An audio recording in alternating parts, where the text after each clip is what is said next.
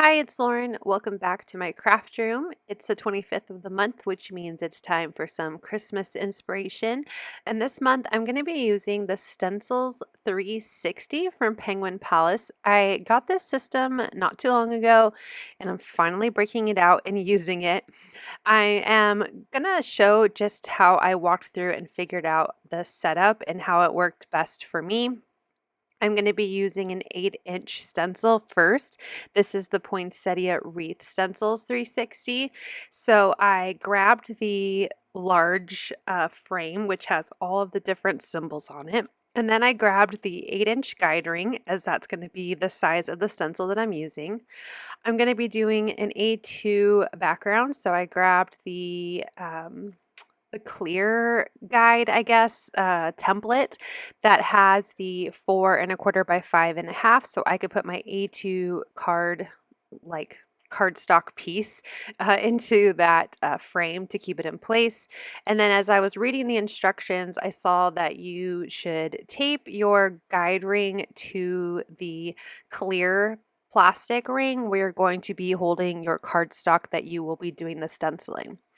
Now, the only thing I noticed is that because I think I work on a glass mat, I don't really have any good contact with the mat and the rings and my paper. And here I am just trying to think, how am I going to do this to make sure it doesn't slide around when I'm doing my stenciling, because it will. And I guess I could use my magnets just as easy to keep it in place. But then I went and grabbed my Clearly Amazing mat, and I grabbed my medium size one that fits in my Misty. As you could tell, it's very well loved. And I was like, what am I doing? I have a 12-inch one. So I grabbed the extra large 12-inch Clearly Amazing mat, and I set that down on my glass mat using my grid to help me center my system down to the grid mat. It's really not necessary to follow the grid because you're going to be looking at the guide ring anyway, but I just wanted to make sure everything was straight and in place. So then I put the guide ring with the A2 frame, and then I put in my piece of paper, and of course it's sticking to that mat as well as my whole entire system, except for the guide ring that does kind of swivel. But overall, I love that it's going to be, in place. My paper is not going to move. So I would recommend using this Clearly Amazing mat with your system if you don't already have something in place. So I looked at how the poinsettia wreath is supposed to be used, and it follows the triangles, both the darkened triangles, so the filled in triangles, and the clear or the empty triangles. So I know that I'm going to be using the 45-degree intervals around when I rotate my stencil. So there's a little triangle, and you can see I lined it up with the next triangle to do my second layer of stenciling. So for the red leaves of my poinsettias, I'm doing Lumberjack Plaid, and then for the center flowers of my poinsettia, I am doing mustard seed, and then for the leaves, I'm using pine needles. Now when I get to my next rotation, I noticed that the leaves kind of overlapped, so I wasn't sure if I was doing this right, but when I looked at the picture, they do kind of just overlap in the overall wreath design, so I knew I was doing okay. Plus the flowers were lining up to the center of my poinsettia red leaves, so I knew I was on the right track. So I will show you how I completely rotate the stencil. Again, I'm just following the guide, moving that little triangle to the next spot along the 8-inch guide ring. And I'm using my magnet just to help keep that stencil in place while I do my distress ink blending. I'm using distress oxides just because I feel like they're easier to blend on this type of cardstock that I'm using. And I really like the vibrant colors that I get from my distress oxides, especially when it comes to layering. And again, I wasn't really sure how to use these stencils, and I just thought I should use my favorite ink to blend while I'm trying something new. So I'm going around, moving the triangle. I'm in the second to last rotation here, and I'm doing my best to not completely get too comfortable and make sure that my stencil is lined up. And then here's my last one. What I like too about this is that the images are pretty spaced apart from each other, so it's really easy to add in color without having to clean off the stencil or worry about layers muddying up with each other. So here is my poinsettia wreath. I think it looks so cool. I'm going to be using scrapbook.com's Merry Christmas A2 plate because I'm going to make some very basic Christmas cards. I want to be able to just stencil some backgrounds, throw on a die cut sentiment, and still make a really cute Christmas card. But it's simple and flat, so I can be able to mail a bunch of them this holiday season. So now that I'm done with that stencil, I thought I'd grab my other Christmas stencil, which is the Everything Christmas Stencils 360. I have another A2 piece of paper and I just put that right inside and it's sticking to my Clearly Amazing mat and it's inside that A2 size guide. And again, this is another 8-inch circle, so I'm going to look at the back of the packaging, and this stencil has 2 circles, which I figured out means you do every 2 circles. So it's a 60-degree interval, and the circle is 30-degree interval, so you would do 2 circles a turn, which would be 30 plus 30, and that is 60. Some geometry here. And I decided to grab a couple more colors. I'm bringing out Twisted Citron and Vintage Photo for some additional leaves and that cute little reindeer in this design. Now, I normally use my scrapbook.com dome foam blenders for ink blending, but this stencil has some tiny little spaces that I just think are better with brushes. I think the fine bristles of the brush just help get into some of those smaller places. So while I'm ink blending, I'm realizing I need my brushes, so I'm going to go and grab them. And it's just going to make things a little easier to blend in these kind of smaller detailed openings on the stencil. So I'm doing my reindeer in Vintage Photo, the stars and gift in Mustard Seed. I'm doing the holly berries and this little sprig thingamajigger in Lumberjack Plaid. And then I'm doing the leaves with the kind of line through the middle in Twisted Citron. And then I'm doing the solid holly leaf and those pine branch needle things in pine needles. And yeah, so I'm starting with my first one as I didn't color obviously anything that wasn't on the paper. So those holly berries and one of the leaves didn't actually touch the paper in that first spot on the rotation, so I didn't add any color yet. And again, just going to go through each of the colors. I would really like to try this stencil again, maybe doing all of the images in the same color. And as you rotate it, the colors would rotate. And as you could see, you know, the images are so spaced apart from each other, which like I said, is great for when you're adding different colors to your stenciled background. But it would also break up how the color is being applied to the paper. So if I did all of these images in like one color, like Twisted Citron, and then I rotated it or cleaned off the stencil and then brought in another color like pine needles, I would be coloring all of the images with one color, but they would be spaced out that I still think it would create a really pretty pattern background, so kind of like some pattern paper. And you could create a really cool monotone look, or you know, maybe you want to do some non-traditional Christmas colors like pastels. I just think it would look really pretty. So I'm definitely going to come back and do another card another time with some non-traditional colors and play around with these stencils some more. But I'm really liking this so far.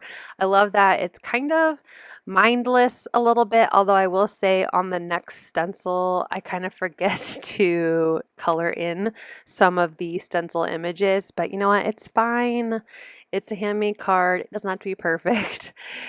So I'm on my second to last rotation here, just again mixing it up between the brushes and my dome foam blenders when it comes to having such tiny little stenciled images. I'm really liking this color combination as well. I wasn't really sure how I'd feel about the mustard seed with the lumberjack, especially when I added in the Twisted Citron. But you'll see here after I finish my final rotation of color, I think it looks really pretty and still has a lot of that traditional Christmas color scheme. So again, I'm finishing up these images. I'm going to be cleaning off my stencil and my guide ring because the next stencil I'm going to be using is actually a little bit smaller. So I'll get to practice switching out and changing my guide rings. So let's do a stencil reveal, and I think it looks so cool. I don't know why I waited so long to get this system and to even open it and use it. It's kind of embarrassing. But I really like that background and I think it's going to look really cool. So the next stencil I'm grabbing is the Sense of Fall. So I guess technically this is a fall themed stencil, and there are kind of some, you know, I don't want to say stereotypical, but traditional looking fall leaves in this stencil. But you know what? I thought the pine cones and the pine needles still felt very Christmas to me. So I'm going to use it for Christmas. So this time my paper doesn't fit inside the middle of the guide ring. So I put my paper down first. Again, it's sticking to that 12-inch Clearly Amazing mat. And then I'm putting my guide ring on and then applying that repositional tape in those spots that it shows, following the guide that comes with the system. And this has another 2 circles, so 60-degree intervals. So I will be doing every other circle as I rotate around. And this time I took out the mustard seed. I'm just going to be doing greens, red, and brown. And I actually end up not really needing the red because that little flourish that I decided to be red, which I guess they're probably leaves, is going to be hidden when I do my sentiment over it. You don't really see it, so it didn't really matter. I should have just went with the green and brown. And then also, I got a little comfortable with my stencil and I forgot to color in a lot of the branches. So like right there, that smaller branch on the left, yeah, I didn't ink that up. It's not a big deal. I'm going to forget the other one like 2 or 3 times. I noticed it while I was editing before I do my voiceover that I did not ink that little branch quite a few times. But overall, I don't find that it's very noticeable because I do use such a large sentiment when I put the cards together because it is a cover plate sentiment die that it's not noticeable. Maybe now that I've said it, when you look at pictures, you'll probably see it, but I doubt you noticed it before. So that definitely tells me that the card receiver will definitely not notice it. So I'm going through the pine cones, and the branches that I do color in are Vintage Photo. The pine needles, again, are pine needles. The 2 leaves that I have, which again I said are kind of typical fall looking, are Twisted Citron. And then that little red leaf flourish along the edge I did in red just because I wanted to make sure I had some of that Christmas color in there. But like I said, when I put the card together, you don't really see it. So I have a couple more rotations to go, and I think even though this is a fall card or fall stencil, it does look very Christmassy in these colors. I probably could have even just skipped those 2 leaves. It would have obviously not filled in the wreath completely, but the pine cone wreath I think looks really pretty. So I think that I could definitely do this again for Christmas and maybe just skip those, and then I can add in maybe a stamp or some embellishments in those areas to fill in my stencil. And there I accidentally moved my stencil again. I was getting really comfortable with using it and totally nudged it. So definitely use magnets or tape or whatever you use to keep your stencils in place to make sure you have some nice clean images. Again, it's not very noticeable. I'm not very sad about it. So there are all 3 of the backgrounds that I made. As you can see, I did get some ink in a couple of the corners, so I thought I would just add some distress ink to fill in the corners a little more and get rid of that weird lines that I had. But when I add the cover plate die sentiment, it's not noticeable. So again, I didn't really need to do that step, but I didn't know at the time. I brought out some of my Christmas A2 paper packs, and I end up choosing 3 colors from the Christmas A2 set, and I die cut them out with that Merry Christmas cover plate, making sure to not lose the tittle of the eyes for Christmas when I pull these out of the die plate.